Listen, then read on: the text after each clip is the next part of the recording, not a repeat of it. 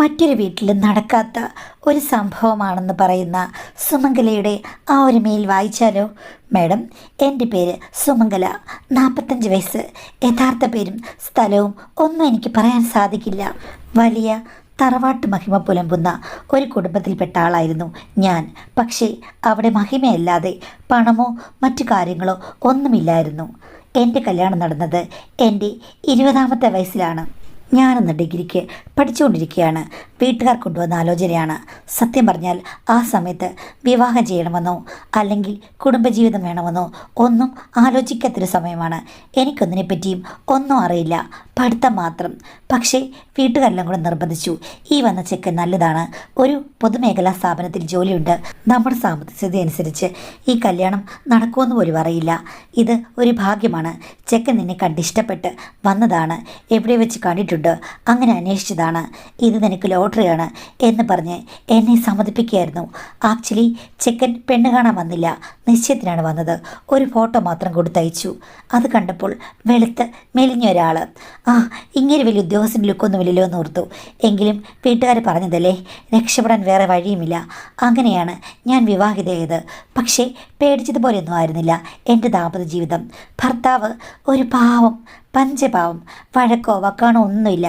അമ്മായിമ്മ അങ്ങനെ തന്നെ. അമ്മായിച്ചൻ ആ വീട്ടിലില്ല. ഭർത്താവിന് 2 സഹോദരിമാരുണ്ട്. അവർ രണ്ടുപേരും കണ്ണൂർ ഡിസ്ട്രിക്റ്റിലാണ്. അതുകൊണ്ട് ഇങ്ങോട്ടൊക്കെ വരുന്നത് അപൂർവമാണ്. ചുരുക്കം പറഞ്ഞാൽ ഭർത്താവും ഞാനും അമ്മായിമ്മയും മാത്രം. പിന്നെ വളരെ സോഫ്റ്റ് സ്വഭാവമാണ് ഹസ്ബൻഡിന്. ഒന്നിലും ഒരു തിടുക്കമോ ആക്രാന്തമോ ഒന്നുമില്ല. ഞാൻ എന്ത് പറഞ്ഞാലും അതുപോലെ കേൾക്കും.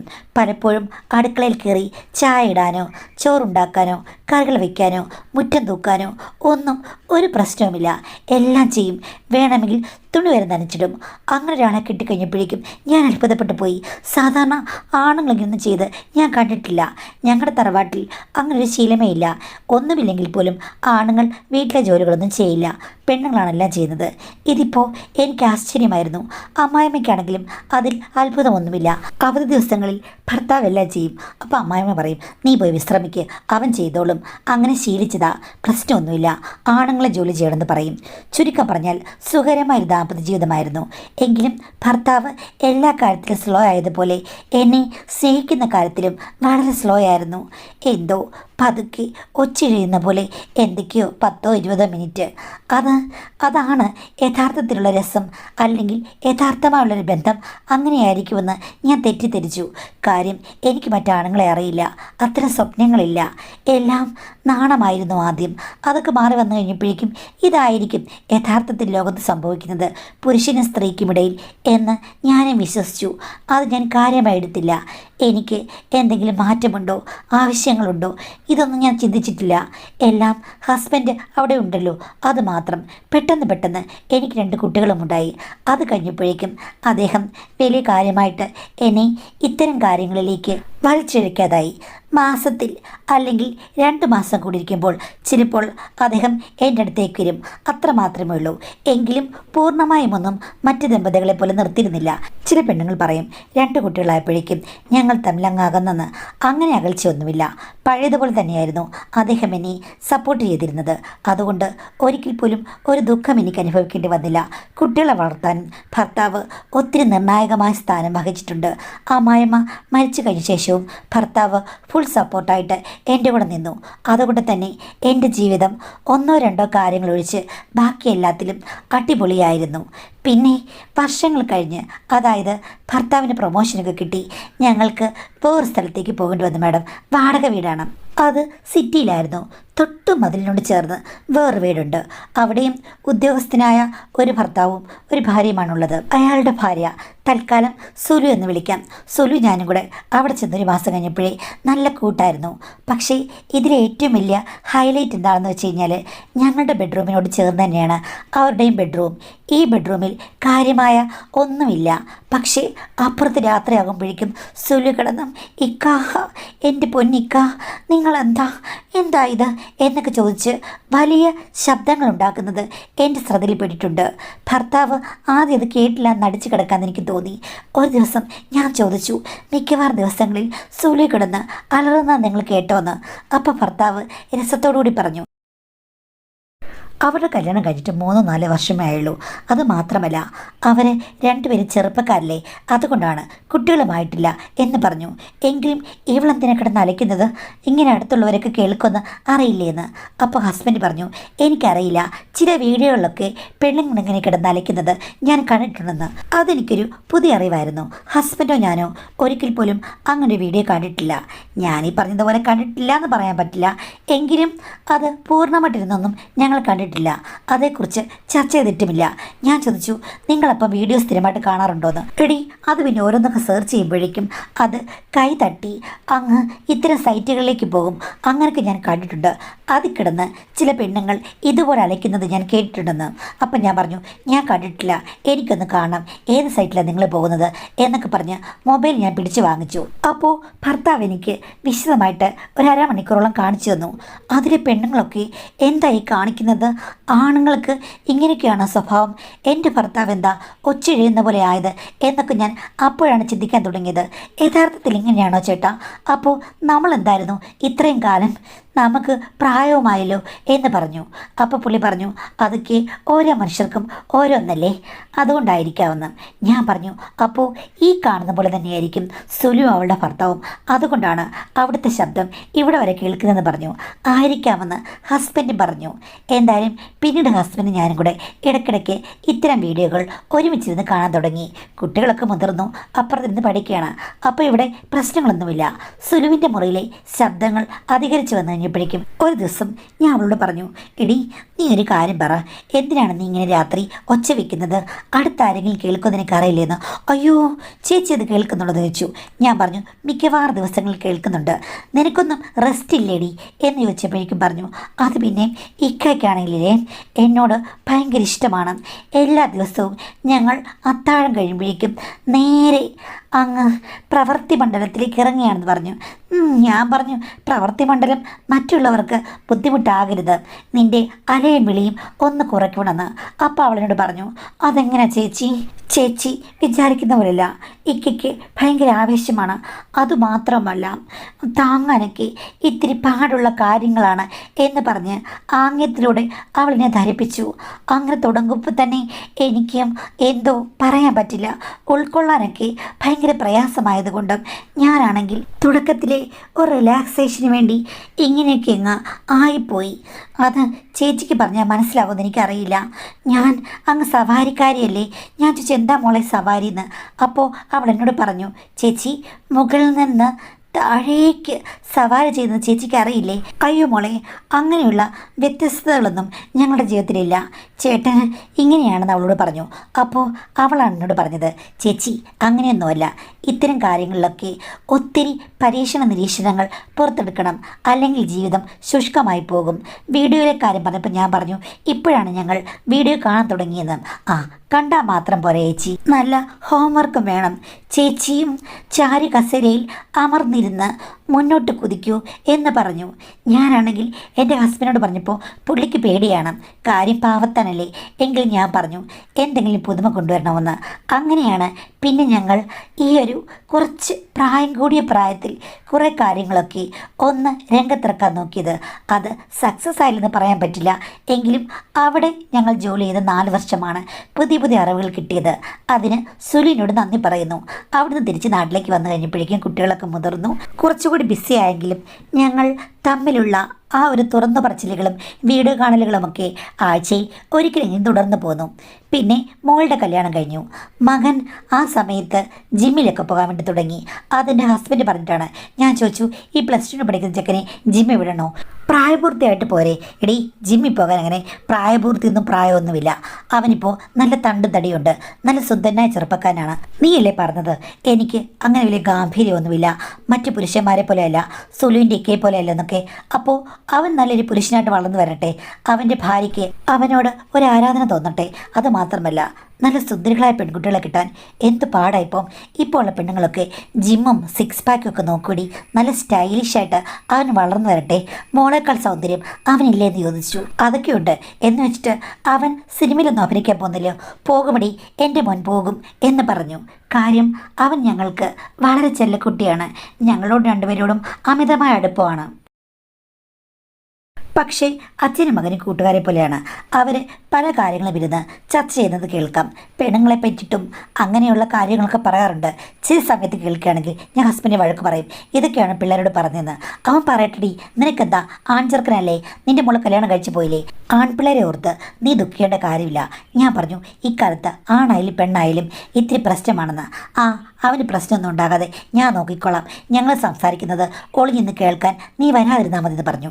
ആ സമയത്ത് ഞാൻ പറയും, അച്ഛനും മോനും ഇതൊക്കെ എവിടെ പോയി അവസാനിക്കും എന്ന് ഞാൻ എപ്പോഴും വഴക്ക് പറയും. അമിതമായ സ്വാതന്ത്ര്യം ചെക്കനുമുണ്ട് മാഡം. പക്ഷേ ഡിഗ്രി സെക്കൻഡ് ഇയർ ആയപ്പോഴേക്കും മസിലൊക്കെ വെച്ച് ചെക്കൻ ശരിക്കൊരു സുന്ദരനായി. എൻ്റെ ഭർത്താവിൻ്റെ മകനാണോയെന്ന് എനിക്ക് തന്നെ സംശയമായി. ആരും ഒന്ന് നോക്കിപ്പോകുന്ന ഒരാൺ രൂപം ഏത് പെണ്ണിനും ഇഷ്ടപ്പെടും. സൗന്ദര്യം അവന് നിറഞ്ഞു തുളുമ്പുകയാണെന്ന് എനിക്ക് തന്നെ തോന്നിയിട്ടുണ്ട്. എൻ്റെ മകൻ ഇത്രയും സൗന്ദര്യം എന്നോർത്ത് എനിക്ക് അഭിമാനമുണ്ട്. അടുത്ത വീട്ടിലെ പല പെണ്ണുങ്ങളും എന്നോട് പറഞ്ഞിട്ടുണ്ട്, ചേച്ചിയുടെ മോൻ എന്ത് സുന്ദരനാണെന്ന്.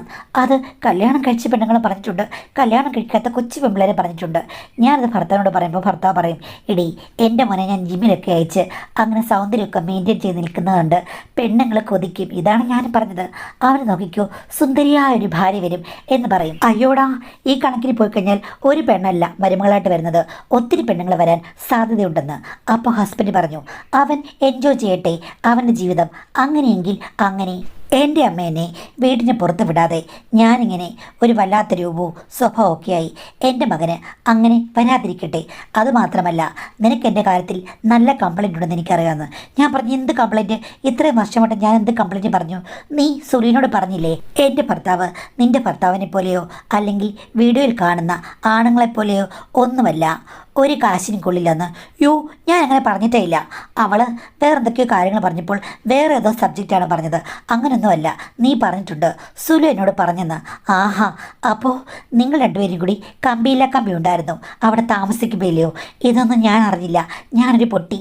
അവളിലേലും അവിടെ കിടന്ന് അലയ്ക്കുമ്പോഴേക്കും നിങ്ങൾ പൂച്ചയെപ്പോലെ പമ്മിയിരിക്കുന്ന കണ്ടപ്പോഴേ എനിക്ക് മനസ്സിലായി നിങ്ങൾ തമ്മിൽ എന്തോ ഉണ്ടായിരുന്നെന്ന്. അങ്ങനെയൊന്നുമല്ല, അവൾ ഒരു സന്ദർഭം കിട്ടിക്കഴിഞ്ഞപ്പോഴേക്കും എന്നോട് പറഞ്ഞതാണ്, ചേച്ചിക്ക് ഉള്ളിൽ ഒത്തിരി മോഹങ്ങളുണ്ട്, അതുകൊണ്ട് പല കാര്യങ്ങളും ചേട്ടൻ ഒന്ന് ശ്രദ്ധിക്കണമെന്ന്. അതുകൊണ്ടാണ് പിന്നീട് നീ പറഞ്ഞു കഴിഞ്ഞപ്പോഴേക്കും ഞാൻ കുറേയൊക്കെ മാറ്റങ്ങൾ വരുത്തിയത്. ആഹാ, അവൾ പറയുമ്പോൾ നിങ്ങൾ മാറ്റം വരുത്തും. അപ്പോൾ അവിടെ നിങ്ങൾ രണ്ടുപേരും കൂടി എന്തോ മാറ്റം വരുത്തിയിട്ടുണ്ട്, അവളെ ഞാനൊന്ന് വിളിച്ച് നോക്കട്ടെ എന്നൊക്കെ പറഞ്ഞു. അപ്പോൾ ഹസ്ബൻഡ് പറഞ്ഞു, അങ്ങനെയല്ല, അവളെന്നെ ഉപദേശിക്കാൻ വന്നതാണ്, അതുകൊണ്ട് നിനക്ക് ഗുണമല്ലേ ഉണ്ടായിട്ടുള്ളൂ. ആക്ച്വലി അവൾ നിൻ്റെ കംപ്ലൈൻറ്റ് കേട്ടിട്ട് നിൻ്റെ ജീവിതം മെച്ചപ്പെടുത്താൻ വേണ്ടിയിട്ട് എന്നെ ഉപദേശിക്കാൻ വന്നതാണ്. അവളുടെ സഹോദരിയുടെ ഭർത്താവിനോട് അവൾ ഉപദേശിച്ചതുപോലെ ഉള്ളൂ. ആഹാ, അവൾക്കെന്താ, അവളെന്താ ഡോക്ടർ വല്ലതാണോ? ഇതൊന്നുമല്ല, നിങ്ങൾ തമ്മിൽ എന്തോ ഉണ്ടെന്ന്.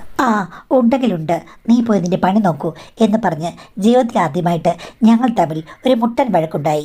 ഇത്തിരി കഴിഞ്ഞപ്പോഴേക്കും പുള്ളി പറഞ്ഞു, അങ്ങനല്ല, അവൾ എന്നോട് വന്ന് പറഞ്ഞു, ചേച്ചി കൂടുതൽ പ്രതീക്ഷിക്കുന്നുണ്ട്, ചേട്ടൻ ഇങ്ങനെ ആയാൽ പോരാ എന്ന് പറഞ്ഞ് എന്നെ ഉപദേശിച്ചതാണ്, അല്ലാതെ നീ വിചാരിക്കുന്ന പോലെ ഒന്നുമില്ല. അവൾ നിന്നേക്കാൾ കൂടുതൽ തുറന്നു പറഞ്ഞൊരു ടൈപ്പാണ്, അവൾക്ക് വിദ്യാഭ്യാസം കൂടുതലുണ്ട്, അതുകൊണ്ടാണെന്ന് പറഞ്ഞു. എനിക്കതൊന്നും അത്ര ഇഷ്ടപ്പെട്ടില്ല. സുലു എന്നെ ഇടയ്ക്കിടയ്ക്ക് വിളിക്കാറൊക്കെ ഉണ്ട് ഇപ്പോഴും. എന്നാലും ഞാൻ ഇക്കാര്യം ചോദിച്ചില്ല അവളോട്. ഹസ്ബൻഡ് ഇത്രയും മെച്ചപ്പെട്ടതിന് പിന്നിൽ അവളാണല്ലോ എന്ന് ഞാൻ ഇടയ്ക്കൊന്ന് ആലോചിക്കുകയും ചെയ്തു. അതുകൊണ്ട് പിന്നെ ഞാൻ കൂടുതൽ വഴക്കിന് പോയില്ല. ഈ പ്രായത്തിലും അത്യാവശ്യമൊക്കെ നന്നായി മുന്നോട്ട് പോകുന്നുണ്ടല്ലോ, അതിന് കാരണക്കാരി സുലുവാണ്. അവളാണെങ്കിൽ ഇപ്പോഴും പഴയതുപോലെ തന്നെയാണ്. ഇപ്പോഴും ഇക്കയുടെ മഹത്വങ്ങൾ അവൾ വാഴ്ത്തും. അവൾ ഒരു ഇളക്കക്കാരിയാണ്. എൻ്റെ ഭർത്താവിനോട് ഇത്രയും ഇളക്ക വർത്തമാനങ്ങൾ പറഞ്ഞു എന്ന് ഞാൻ അറിഞ്ഞിരുന്നില്ല. ഇങ്ങേരും ഒരു കള്ളനാണല്ലോ എന്നൊക്കെ ഞാൻ മനസ്സിൽ വിചാരിച്ചു. എങ്കിലും ഫ്രണ്ട്ഷിപ്പ് പോകണ്ടല്ലോ എന്ന് കരുതി ഞാൻ അവളോട് ഒന്നും ചോദിച്ചില്ല. ഈ സംഭവം നടന്ന് ഒരു മാസം കഴിഞ്ഞപ്പോൾ അവൾ തനിയെ വീട്ടിലേക്ക് ഒന്ന് വന്നു. അന്ന് മോനുമുണ്ടായിരുന്നു. മോനെ കണ്ടു കഴിഞ്ഞപ്പോഴേക്കും, അയ്യോ എന്ത് രസം അവനെ കാണാൻ, കുഞ്ഞിലേ സുന്ദരനാണ്, ഇപ്പം നോക്കിക്കേ എന്ത് നല്ല കുട്ടിയാ എന്നൊക്കെ പറഞ്ഞ് അവൾ മോനെ തഴുകുകയും തലോടുകയും ഒക്കെ അങ്ങ് ചെയ്തു. എനിക്കാണെങ്കിൽ അവളുടെ ഇളക്കം കണ്ടു കഴിഞ്ഞപ്പോഴേക്കും നല്ല കന്നുകുട്ടികൾ തുള്ളിച്ചാടുന്ന പോലെ തോന്നി. വലിയ മുതിർന്ന ആണുങ്ങളെ കാണുമ്പോഴേക്കും പെണ്ണുങ്ങൾക്കൊരു ചാഞ്ചാട്ടമില്ലേ എന്ന് പറഞ്ഞ പോലെ തോന്നിയത്. വാത്സല്യമായിട്ട് എനിക്ക് തോന്നിയില്ല. എങ്കിലും അവൾ വന്ന് 2 മണിക്കൂർ കഴിഞ്ഞപ്പോഴേക്കും അങ്ങ് പോയി.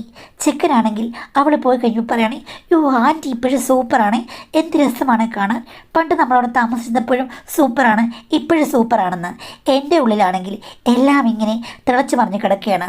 ആ സമയത്ത് ഞാൻ അവനോട് ചോദിച്ചു, എന്താടാ അവൾക്ക് എന്താ സൂപ്പറാ, നീ എന്താ കണ്ടത് എന്നൊക്കെ പറഞ്ഞ് ഞാൻ വഴക്കുണ്ടാക്കി. അമ്മയ്ക്ക് ഇതെന്ത് പറ്റി? അവർ നല്ല സുന്ദരിയാണെന്ന് പറഞ്ഞതാണോ കുഴപ്പം? ഓ, അവളങ്ങനെ വലിയ സുന്ദരിയൊന്നും ആകണ്ട, അവളൊരു കുഴപ്പക്കാരിയാ എന്നൊക്കെ പറഞ്ഞു. അവനൊന്നും മനസ്സിലായില്ലെങ്കിലും എനിക്ക് ദേഷ്യമാണെന്ന് മനസ്സിലായി. അച്ഛൻ വന്നു കഴിഞ്ഞപ്പോഴേക്കും അവനത് പറഞ്ഞു. നിനക്ക് എന്താടി? അവൾ വന്നിട്ട് സൗഹൃദ സന്ദർശനം നടത്തിയിട്ട് പോയി, അവനെ ഒന്ന് ഓമനിച്ചു, അത് നിനക്കെന്താ എന്ന് ചോദിച്ചു. ഞാൻ പറഞ്ഞു എനിക്ക് ദണ്ണമുണ്ട് എന്ന് പറഞ്ഞ് ഭർത്താവിനോട് ഞാൻ വഴക്കിട്ടു. പക്ഷേ ഭർത്താവ് പിന്നീട് എന്തൊക്കെയോ മകനുമായിട്ടിരുന്ന് സംസാരിക്കുന്ന കേട്ടു. ഈ വിഷയം വലുതുമാണോ? രാത്രി വന്നപ്പോൾ ഞാൻ ചോദിച്ചു, ചെക്കനുമായിട്ട് നിങ്ങൾ എന്താ കുശുവശിച്ചത്? ഈ കഥകളൊക്കെ പറഞ്ഞു എന്ന്. പിന്നെ അവനോട് ഞാൻ ആ കഥ പറയുകയല്ലേ എന്ന് ഇങ്ങനെ പറഞ്ഞു. പക്ഷേ മാഡം, ഒരു ദിവസം ഞാൻ കുളിമുറിയിൽ മറന്നിട്ടിരുന്ന എൻ്റെ ഒരു വസ്ത്രത്തിൽ അഴുതാത്തെന്തോ ഞാൻ കണ്ടു. ഞാൻ ഹസ്ബൻഡിനോട് ചോദിച്ചു, ഇതാരാ ഈ കാണിച്ചു വെച്ചിരിക്കുന്നത്? നിങ്ങളാണെന്ന് ചോദിച്ചു.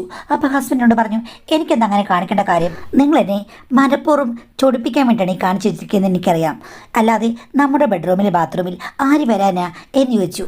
ആര് വരാനാ? എന്തായാലും ഞാനല്ല, ഇത് നീ ഉദ്ദേശിക്കുന്നതോ ആകില്ല, വേറെന്തെങ്കിലും ആകും എന്ന് പറഞ്ഞു. അന്ന് ചെറിയൊരു വഴക്കുണ്ടായി. പക്ഷേ പിന്നീട് ഞാനത് മറന്നു.